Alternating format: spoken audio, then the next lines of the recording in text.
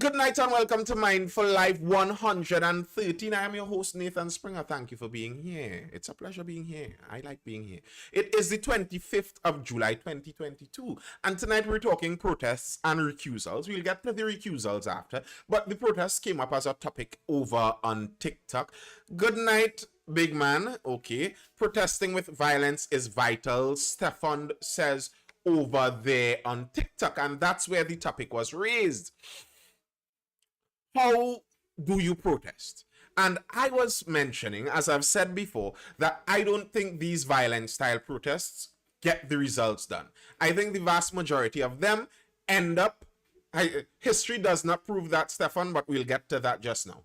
I think the vast majority of them end up being overtaken by someone else. So Stefan says history proves that. Let's go through some of the most well-known revolutions in history. The French Revolution, they got violent. They chopped off the head of the whole royal family and started coming down. Then they chopped off the head of all the revolutionaries who started the revolution, because the revolution always eats its own. What was this guy's name? Oh, the French Revolution guy, some G something, I forgot, a very famous name.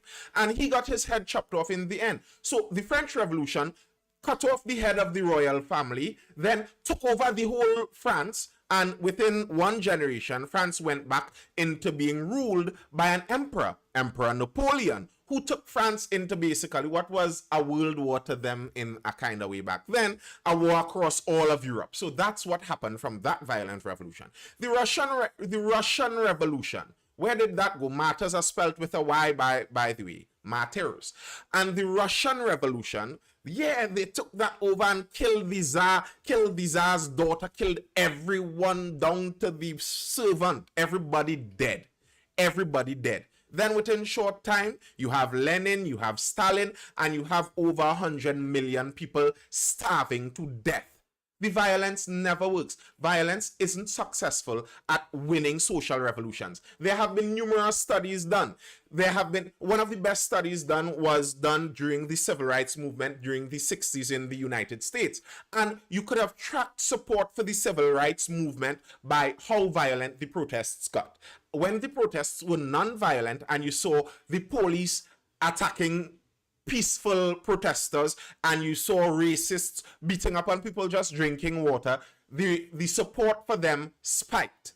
And then when the violence increased, the support for them plummeted. Now, Stefan D, maybe he's a troll, but he says it doesn't matter. However, it does, because the civil rights movement in the 1960s in the United States actually got something done, versus the French Revolution, versus the Russian Revolution. Those guys peacefully went down the street and said, listen, according to the laws, we are humans and you have to treat us as such. And because of that, they actually got something done. Now, many people who are not wise would like to make it seem like the world is the same now as it was in the 1960s, which is a bold-faced lie. Those guys walking peacefully actually got things done. That's how you get things done. The fiery protests don't win you popularity. And when I see things like throwing gas on the road and catching a fire on the road, what do you think would come out of that? They're talking about the protests today that erupted in Maraval and Maracas, and I don't know if you saw the video, but there was a video, a kind of funny video, to be very honest. It was kind of funny. The guys were using gas. They went out there to protest with fire and were using gas. Now, for anyone who is familiar with flammable fluids, you know that if you want to be able to handle the fire, you don't dabble with the gas. Attention, bro, that's all. Attention is great. Attention is great if you want attention. Is it attention you want, or do you want solution to your problems? If you want solution to your problems, then attention isn't all you need.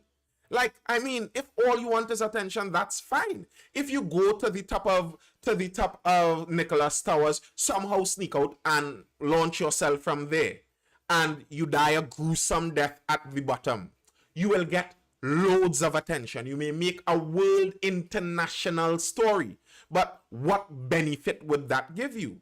I thought we were looking for benefit. The first step is attention. No, the first step is identifying what the problem is.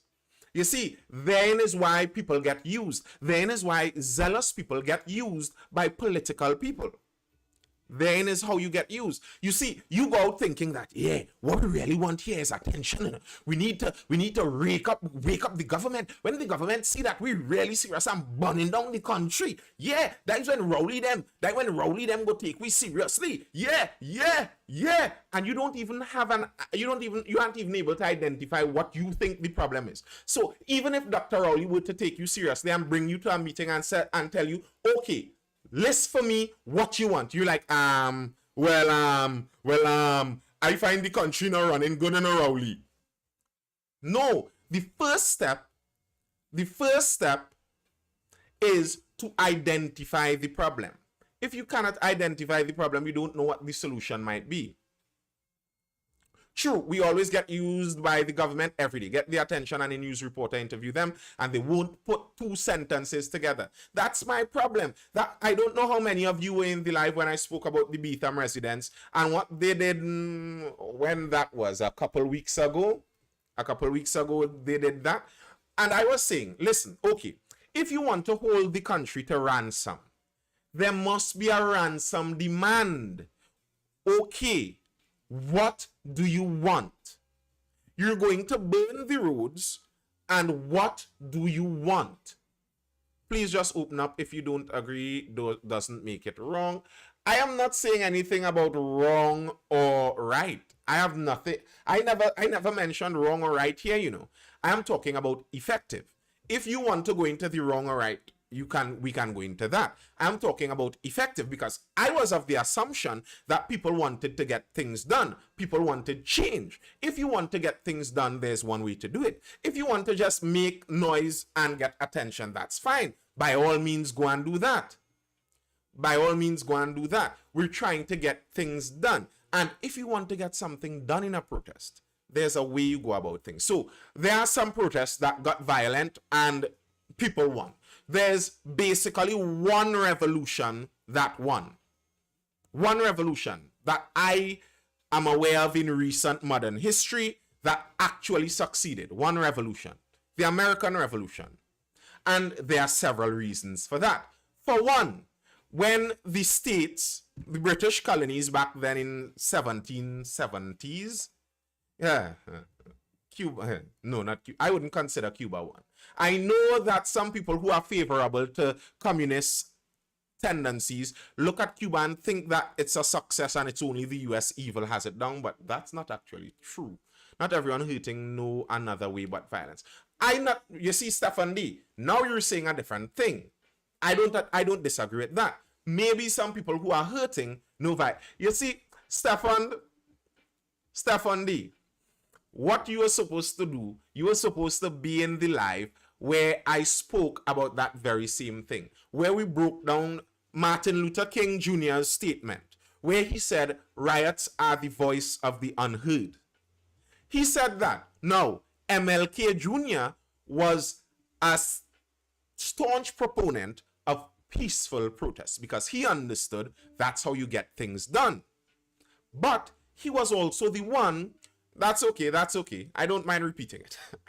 He was also the one who said riots are the voice of the unheard. Now, during the 2020 riots, numerous people took that quote and they put it out there and they nearly held it up as if MLK was endorsing riots, as if you feel unheard, you should riot. While that's not what he was saying.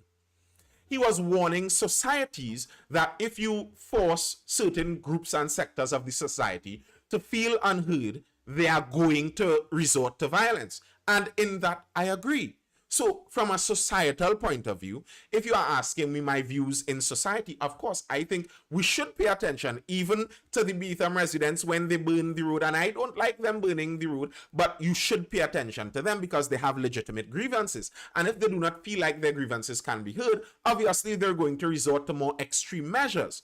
That's one. That's on the societal side. But on the other side, if I were to recommend to the residents themselves what to do, I would say even if you feel unheard, rioting is not the solution because it does not bring the answer you want.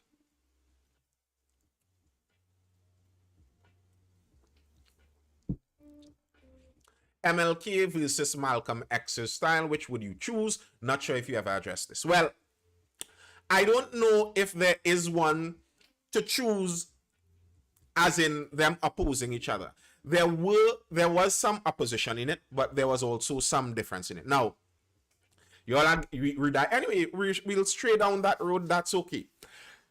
Part of the difference had to do with their worldview on a whole and how they viewed even the economic situation. So some of them, in the more Malcolm X view of things, they were not against segregation in a kind of way. They kind of wanted the separate but equal thing, because their idea was that the black economy was growing by itself. Black people were having their own little separate economy and everything, and it was growing slowly. They were progressing as time proceeded, and obviously they were progressing slower. They came from a different background, so yes, but there was progress. And he was saying that, well, some of them were saying that by desegregation, what they did was they forced the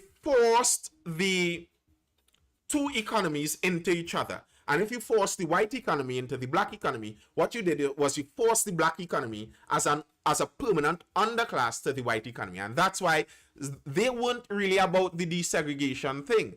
They weren't really about that. And part of Malcolm X's belief was more a strength through power business. So I understand that side because I am also a proponent of self-defense. And I think any group, any person, any social group should have the ability to protect themselves from outsiders. And that's kind of where X was going down partly. I am not a proponent of violence to get your motives done because I don't think it works, not in the kind of societies we have. If you're talking about war between different states, that's a different thing. But if you're talking about within a society, it doesn't get it done. So if you're talking within a society, I'm a proponent of what MLK said. I believe that. I believe in the non-violent civil disobedience. But I also agree with certain perspectives from Malcolm X. I also believe that, like him, the American liberals, they aren't the friends of the downtrodden like they try to put it. It's just a political game they're playing. I believe that, like him. I also believe that there should be strength through power. You should be building up your own resilience, your own self-defense, etc. I also believe that. So yeah, in a combination, I kind of like both to some extent. Yeah. Anywhere you're viewing this, if you're streaming this live over on TikTok or over on Facebook or even on YouTube, make sure to hit that like button. Double tap the screen if you're on TikTok. That's how you like it over there. Wherever else you're viewing it, hit that like button. The algorithm likes to know that you like this stuff. When the algorithm knows that you're paying attention, they send it out to more people. It works if your enemy is weak. If they're strong, it gets worse. That's actually a good point, Stefan. That's actually a good point. Violence as a technique, would work if your enemy is weak, but it wouldn't work if your enemy is strong. Now, that kind of suggests that in most cases where you may feel morally justified, it's the precise time not to do it. Here's what I'm saying. If violence would work, that means you're stronger than your enemy. And then that means you probably shouldn't be using violence on them. If violence would not work, that means you're weaker than your enemy. And you probably shouldn't be using violence against them because that's not wise. Question, what is violence? Does it have to be physical? I believe violence has to be physical. So tell me, what burn and where today? Well, I think it was a pirogue, a boat, and some trash on the roads. And it looked like some people's eyebrows and some people's skin and stuff burned too, because they burned themselves. They burned themselves doing that. As much as they burn the road, they burn themselves. But I understand the problems with the road. I saw when they recommended us fix our own roads, and the Ministry of Works says that they're afraid we're going to damage the roads. Like, can some of those roads possibly get any worse? Good night, Shiny Dogla. What's up, bro? All right. That was that on protests. Now, I am going to dive in to recusals, because violence sometimes is not physical. I know what you mean, but for all intents and purposes, I like to keep my understanding of violence to the physical scope, because very often when you use violence in a wider scheme, blessed night, Jason Bourne. That's all right, man. If you want to see what's going on, you could always head over to YouTube, subscribe to my YouTube channel, Nathan Springer. The lives are usually over there for your viewing. But when you take violence out of the physical realm, you start to get down to really sketchy rules. The topic tonight was protest, and now we're going into recusals. You get into the road where people say things like silence is violence and your words are violence. And here's the problem with that. When you have it that words are violence, it in humanity, in most human moral codes, it's morally upright to respond to violence with violence. Question: Putin starving us of wheat or flour, is that violence? No, that's not violence. I don't think that is violence. And I think to say Putin is starving us of wheat is also a very simplistic way to say it. I'll get into that also. But to say words can be violence, bear in mind, when you say words can be violence, what that suggests is in most human moral codes, violence is to be meted with violence, and that's okay. If someone comes up to you to treat with you violently, in nearly every human moral code, it would be okay to respond in violence likewise. Now, when you have that outside of the physical realm, then I could come and tell you, "Bow, you stupid sober," and you find that too offensive and you consider that violence, and then you could return my words with violence. You're getting into dangerous areas. Now, for example, in the very same thing you're talking about with Putin there, let's say even if Putin did make some decision like that, if we take that as violence, then we're saying that Putin, as the head of the Russian Federation, engaged in an act of violence against the Republic of Trinidad and Tobago. An overt act of violence from one country to the other is an act of war. If we're saying that by us not getting Russian wheat, that it is violence from Russia, then you're saying we have grounds to declare, well, for everyone who is supposed to be importing Russian wheat, to declare war on Russia. We're getting into sketchy grounds, by the way. Now, also on this, Mr. Vladimir Putin has said that he isn't stopping the wheat trade. Just by the way, it's the Americans who have decided to ban him from trading the wheat.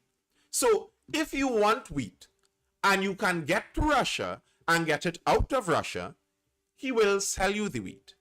He has been lamenting that Russia has been attempting to send wheat to Africa.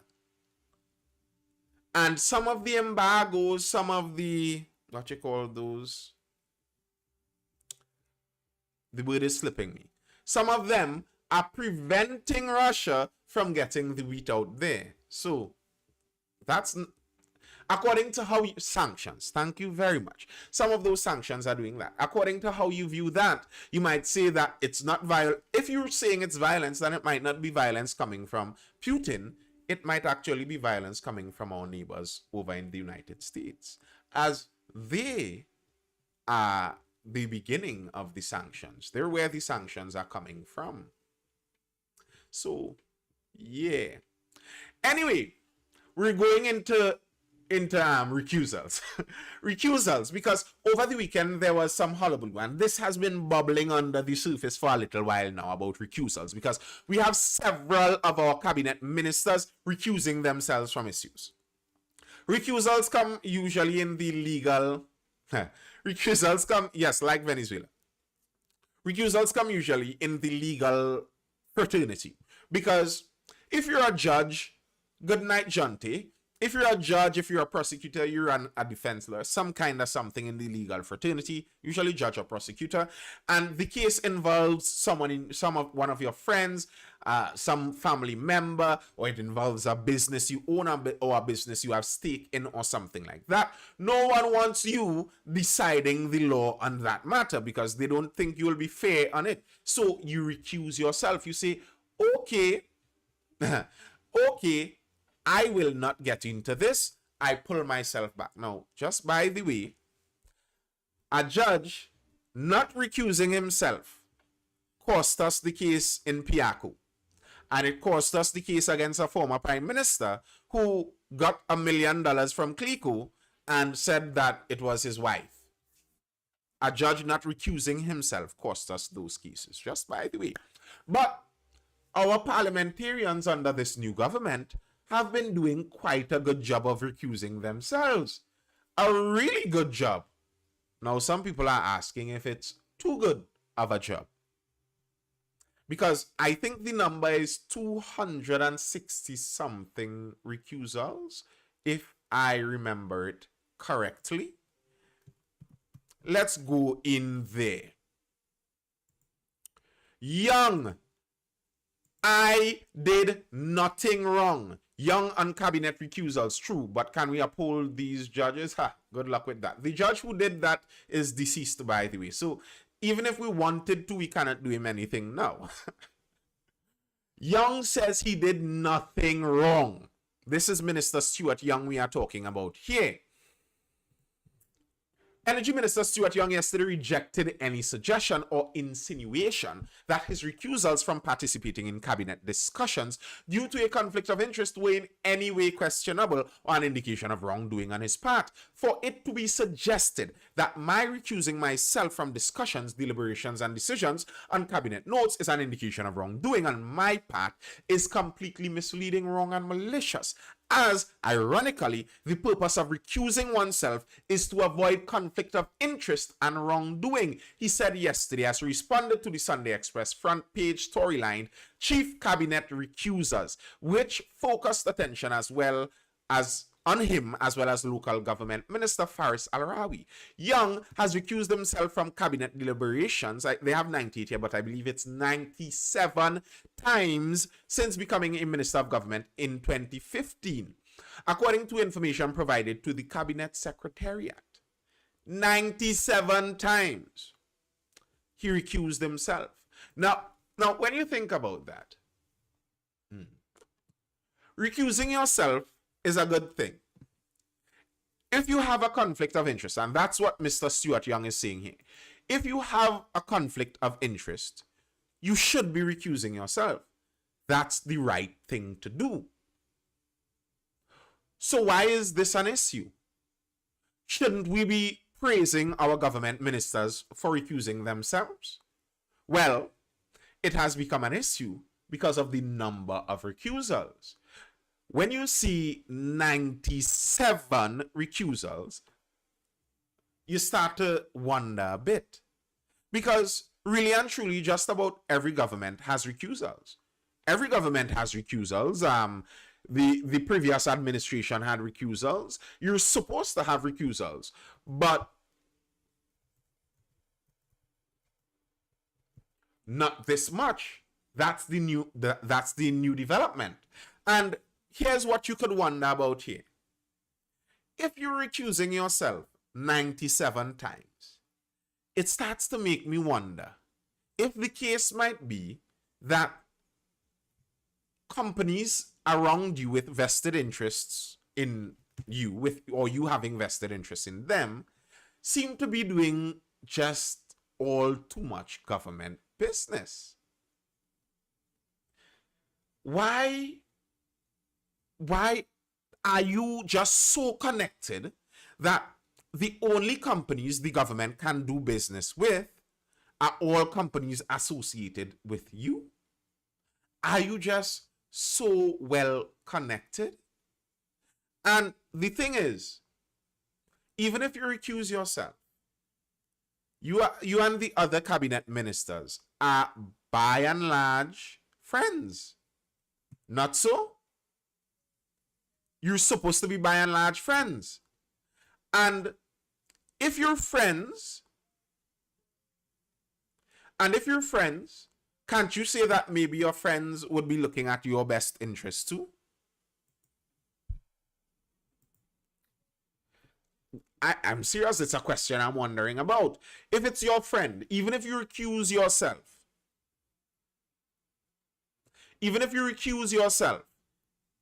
can't your friend still get your interest sought after? But let's go in and see exactly what Mr. Young said was the reason for all of these recusals. He went in to explain the reasoning behind it. I have always recused myself and not participated in discussions, deliberations, and decisions of any cabinet note, usually brought from the Ministry of Finance, that merely makes mention of NCB Merchant Bank Limited, formerly NCB Global Finance Limited. NCB Merchant Bank Limited is 100% owned subsidiary of NCB Financial Group Limited, which is a publicly traded company listed on the stock exchanges of both Jamaica and Trinidad and Tobago. NCB Financial Group Limited is the second largest indigenous financial institution in CARICOM and has an asset base of approximately $10.7 billion. My brother is an employee of the NCB Financial Group and was the managing director of NCB Merchant Bank Trinidad and Tobago Limited. As a result, I took the decision to recuse myself anytime any cabinet note merely mentioned that institution. This would have included occasions where the institution was invited to bid and it did not submit a bid, occasions where it submitted a bid and was unsuccessful, which was 97% of the time, and when it was chosen by the Ministry of Finance, public servants, as being the preferred bidder. So he is saying his brother was the managing director of one branch of this company. So anytime the whole company is mentioned, he recuses himself. The company, either way, only received 3% of the bids they tendered for. 3%. And he recused himself of all of it anyway. Being that they're the second largest indigenous financial institution in CARICOM, which is the Caribbean community, it could be seen that during the pandemic times, the government would have quite a bit of dealings with regional and international financial institutions. Makes sense. Is that a good enough reason for you?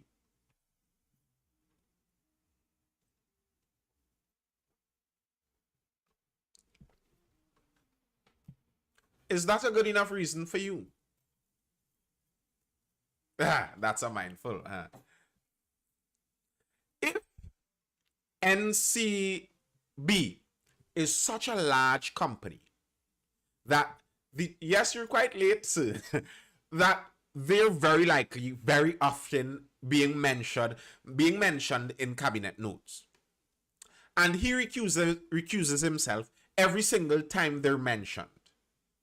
Is that a good enough reason for you? He maybe don't want bacchanal. Well, here's the thing. You could wonder, from his point of view, you could wonder, what else should he do? Because if he did not recuse himself, the chances are that that would have made bacchanal. And now that he did recuse himself, it still makes bacchanal. So what should he have done? What was the... For if you're someone who thinks that the recusals are way too many, what do you think he should have done? Or do you think that if you are someone who has well-connected family or friends who may bid very often after government contracts or government deals that you should not go into government business. And herein, you could see the problem that people on occasion complain about when it comes to getting involved with politics and government. Because you could wonder, listen, what's the benefit to me? Now, if I go in there and I'm trying to be honest, let's say I'm trying to be honest inside there, then I'm trying to recuse myself, and now self people going to blame me for stuff. Well, then it's best I don't go in there. I'm not going to go in there for people to blame me for stuff when I'm not doing anything. And eventually, we end up with the curse of being ruled by the worst of people, as was it Plato who has the quote that people who are too smart to get involved with politics are cursed or punished by being ruled by people dumber than them. It's just kind of how it goes. Les might have not put him in the spotlight, correct. But Les is not up to him. Les is up to NCB and how much they bid. So is it that he is supposed to shoot a call out to his brother, and his brother is supposed to shoot a call out to the board of directors of the whole financial institution and tell them, well, here's what. My brother is working in the Trinidad and Tobago government, so you all can no longer bid for contracts or deals. Is that what he was supposed to do? And that would have, well, actually, I don't think that would have worked anyway. His brother, he might have just cost his brother his job by doing that. So, what is the solution? Now, I do understand, because I agree 97 looks bad. It looks bad. It tends to look like you have too much vested interest in decisions that the government is making. Like you want to believe that no one reasonably has so many conflicts of interest. But this reason can seem reasonable. I'd like to see what's the number. How many of these recusals were for the bank, and how many were for other reasons? Another article, because it wasn't just Mr. Stuart Young who was going through the grinders for that. It wasn't just him. It was also Mr. Faris Al-Rawi too. Anand hits back at Faris recusals. Faris Al-Rawi should stick to his newfound profession of cleaning drains and leave the law to real lawyers. I would not dignify his nonsensical statements with a comment because it simply demonstrates his ignorance of the law. So said former Attorney General Ananram Logan when asked for a response to Al-Rawi suggesting some of his legal representations were in conflict with his previous role or advocacy as Attorney General. I despise that statement. For various reasons. The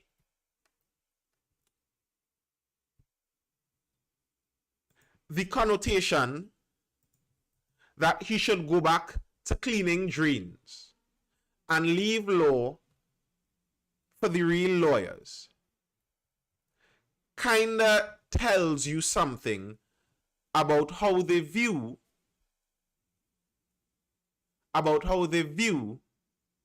cleaning drains. And it wasn't just him. I'm trying to find the article here, pulling it up a bit slowly. I'm trying to find the article here where the political leader of the UNC said something pretty similar to that when referring, was it to the law association? Was it to the law association she was referring to? Kamala, some lawyers groveling to protect state briefs. Now that's a whole other bacchanal. We're not going to get into the whole bacchanal of it, but where did she make that statement? Right there at the top. We have CPEP and URP lawyers in TNT, Kamala Prasad Bisesa said at Monday's Monday Night Forum meeting. And she was referring to them groveling and begging, and said that we have CPEP and URP lawyers. And then the former Attorney General, same political leaning, Faris Al-Rawi should stick to his newfound profession of cleaning drains and leave the law to real lawyers. I find such a statement to be more telling of the person who says it than about the person he says it to. Good evening, Nubian Empress. A statement like that really offends me. I find it horrible and insulting, because there are many people who clean drains out there, and they are not less than the lawyers who practice law. And some of them may be able to understand law also. Law shouldn't only be understood by lawyers. I find that it in itself to be against the general legal framework that we live in. Law should not be something exclusive to lawyers. That's why we end up in problems in our society, because it's only the lawyers who understand the law.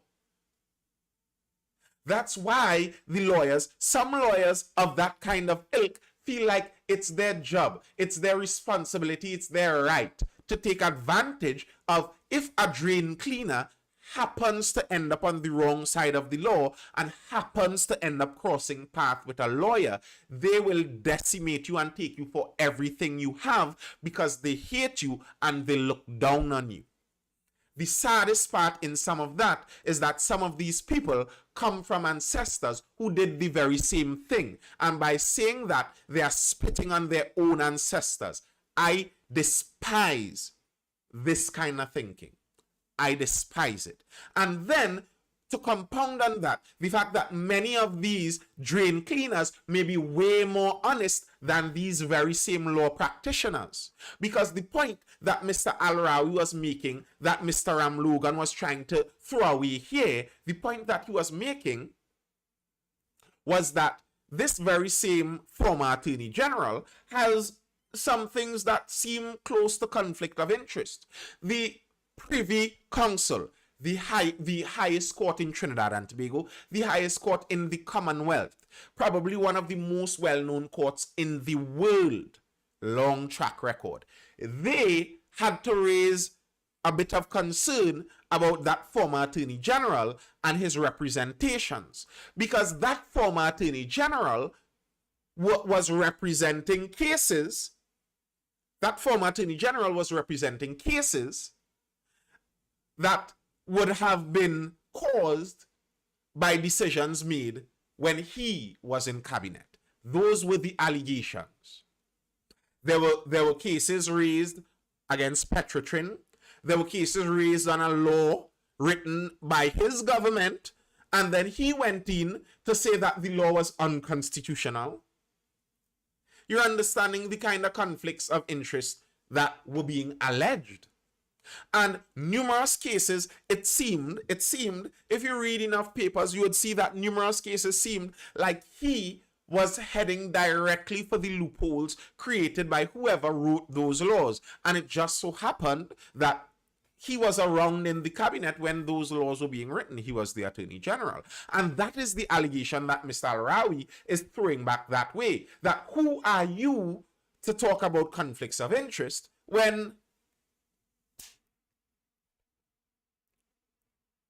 And then, instead of answering, maybe he has a good answer. Maybe he could prove that none of those allegations were true, that all of those allegations are just fabricated, and he is really doing everything above board here. Maybe he can prove that. But instead of proving that, he goes down to say that, to try and belittle Mr. Al-Rawi by saying he's cleaning drains.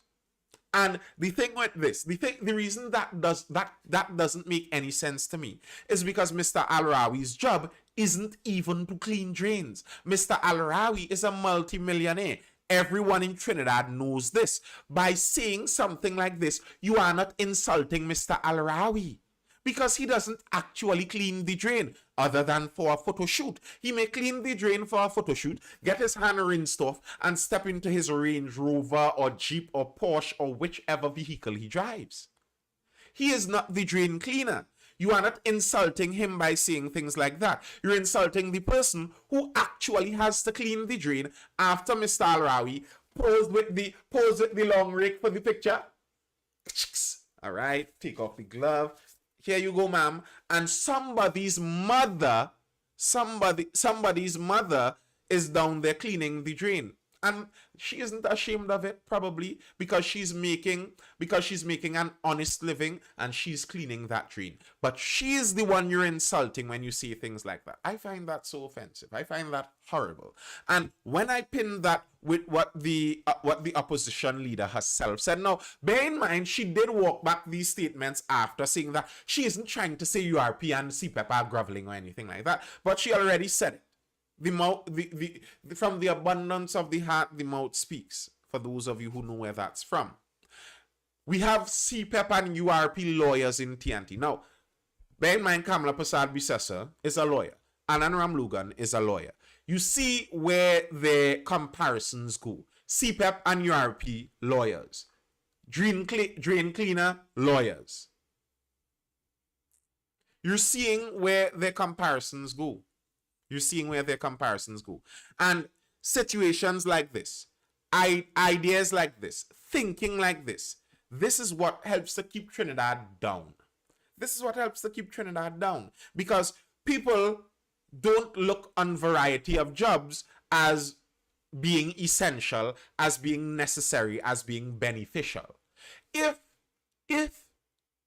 I have a child and they're 18, and they have a dream of a good idea. Good night, Kent Millett, UNC activist.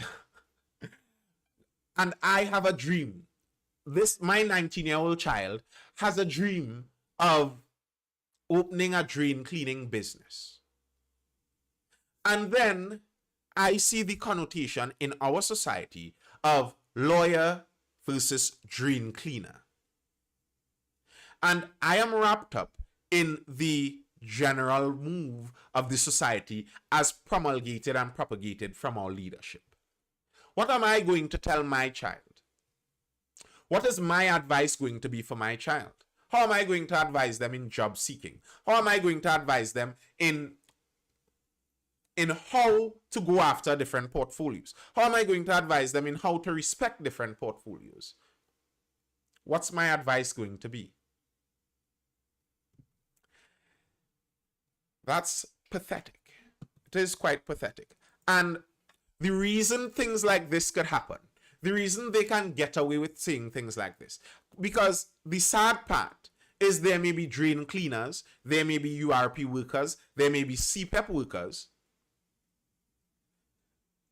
All of them may be there in the crowd and they would laugh at that insulting joke.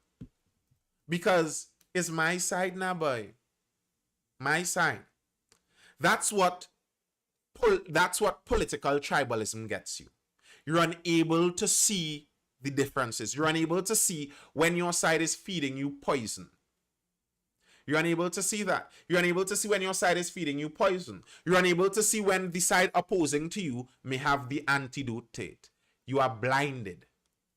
From the moment, for example, Mr. Millett over there on Facebook, I don't know if that's you usually or if you're just being facetious here, but if you are unable to see things outside of the PNM-UNC dichotomy, then you are being blinded. They have already won you.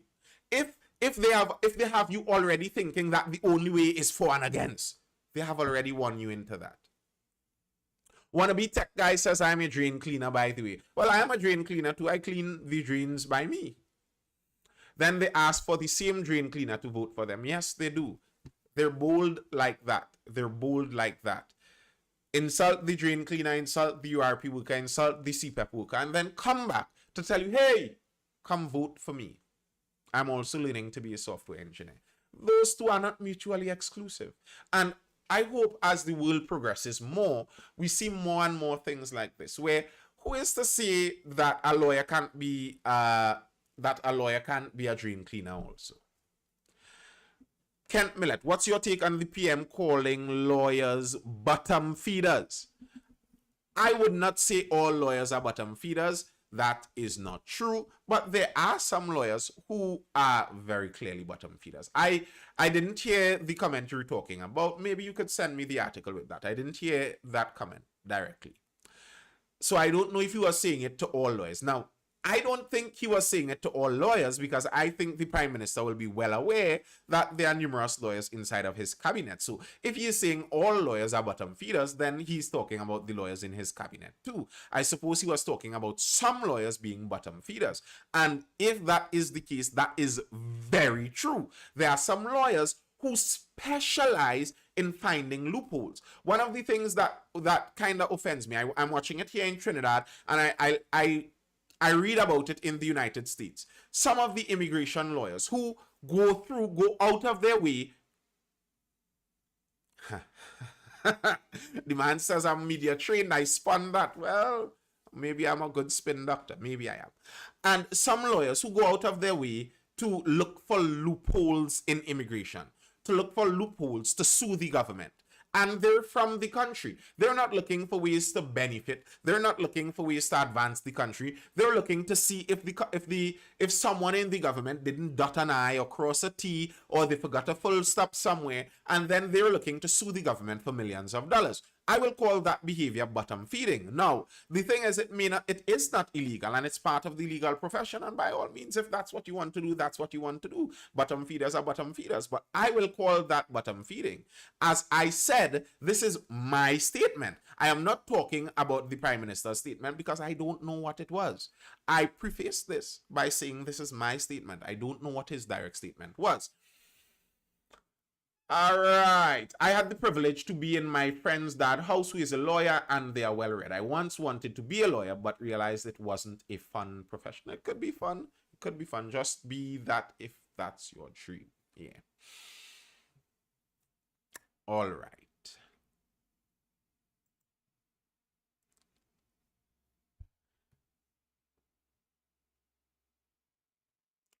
I think that's all I have for now. I think that would be all the stories for tonight. We aren't going to jump into another story for the night. We'll pause at that. The amount of books you got to read, like a library. Well, the thing is, some people really like reading. I like reading. I enjoy reading. So some people like reading, so it's not that bad. And to me, that's kind of the point. If you have it as only a matter of prestige, then you might have somebody who hates reading, and they go into the legal profession, and they are in torment and torture their whole lives. Maybe they prefer math. Maybe they don't like reading. Maybe they don't like reading. They prefer math. Then by all means, maybe they should have been an engineer. And you need the ability to see what you like and be able the freedom to choose what you like too. Should have talked more about the fire and gasoline. The fire and gasoline. I don't know. I wasn't there in that protest. I didn't know exactly what the men were saying there, but all I saw was some men irresponsibly handling gasoline. Gasoline is just too expensive, sir. Gasoline is just too expensive. I am not going to protest with gasoline. I'm sorry. Too expensive. Way too expensive. Kent Millett, I do not mind you all coming. Maybe one of these nights you should jump. You would jump in. But if you want to jump in, it may be beneficial if you jump in over on TikTok, because more of the viewers are over there, so they may be able to better hear you and see you. But even if you want to jump in on Facebook, I believe that could be done also. We'll facilitate that sometime. I have no problem. In fact, I will enjoy discussing these things with you all. I will enjoy it. I will really enjoy it. So jump in by all means. And maybe in the discussion, you will see if I'm really an on the low PNM activist. You see, you ever notice the full is red? The full in MindFULL is red. That's the undercover signal. Maybe there's a hidden balize. You see, there could be a hidden balize in the L. The L, one of these L's may have a hidden balize inside of it, and it's already red, so you would never know.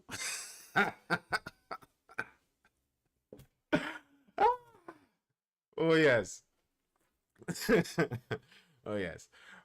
But we would jump in on that and have the discussion, Ken Millett. I would like that. I would like that. I think really and truly, like my intention as these lives progress, as yes, Stefan noticed over there on TikTok, the mic is red too.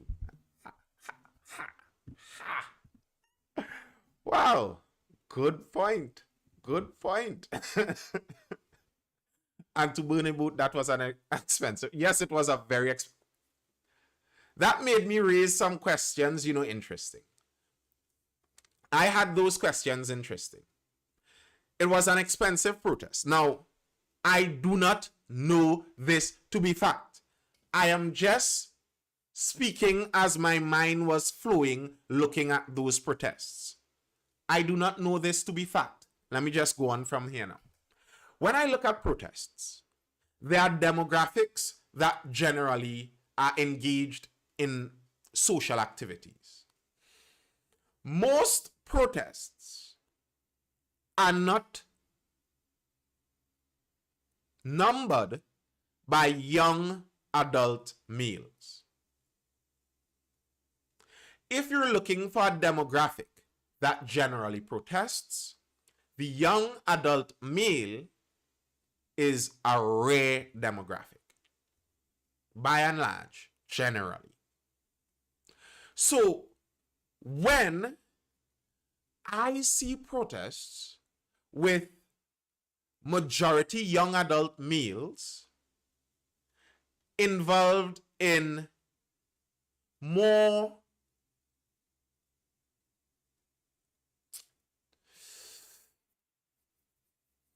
dangerous, loud, attention-seeking activities, it makes me question the origin of it. It does make me question. Similarly, like Mr. Fitzgerald Hines said that, like he's sure someone paid for the protest out in Beetham there. It could make you question, but I don't know. I just don't know. It could just be that these young men are really serious about this issue and decided to burn a pirogue with expensive gas, and they did it all of their own choosing, and it was their gas and their pirogue. That might be the case, but I just find these things more suspicious. More suspicious. But yeah. As I was saying about the discussion and you all coming in the discussion, my intention for this live as it goes further, and as I get my proper studio, fully built and furnished and everything, my intention is to have conversation, not just me talking. As we talk about the topics of the night, to have more conversation, maybe get some people inside studio, so y'all won't only be watching my face here and my snazzy mustache, but you'll be having a general conversation with a wider panel and open conversation, honest conversation, not talking points or narratives, as Kent Millett might say, but conversations on the topics at hand. That's my view. You are doing a good job, bro. Thank you, sir. Thank you. Much appreciated. All right. If there are no further questions or comments, that's all I have for now. For tonight, I will see you guys in the next Mindful Live tomorrow night around 9 p.m. Any further comments or questions? And the answer seems to be no. So thank you guys for being here. I hope you're educated, informed, or entertained. And I will see you guys tomorrow for the next Mindful Live. Peace out, folks. If you want to see the live, you can head over to my YouTube channel, Nathan Spring on YouTube. Head over there and subscribe by all means and check out all the other lives as they pass through. It's live 113. So, yeah, 112 out there. Laters, folks.